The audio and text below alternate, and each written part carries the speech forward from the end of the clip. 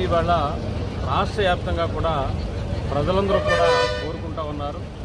ఈ జగన్మోహన్ రెడ్డి యొక్క చేస్తున్నటువంటి ప్రజా వ్యతిరేక విధానాలు, సైకో విధానాలు, తుగ్లక్ పరిపాలన చూసి ఇవాళ ప్రజలందరూ కూడా వన్ సైడ్గా తీర్పిచ్చిన పరిస్థితి, ఎన్నికలైనటువంటిది కాకుండా వన్ సైడ్గా తీర్పిచ్చిన పరిస్థితి ఉంది.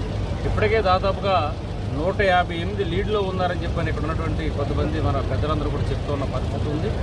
ఇక పార్లమెంటు, రాజమండ్రి పార్లమెంటు చూసుకుంటే కనుక మొత్తం అన్ని నియోజకవర్గాల్లో కూడా ఇవాళ కూటమి అభ్యర్థులందరూ కూడా నెగ్గుతున్నటువంటి పరిస్థితి ఉంది.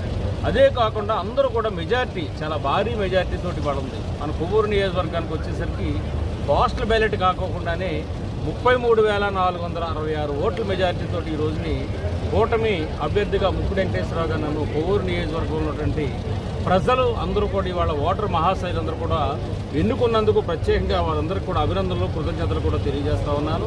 ఖచ్చితంగా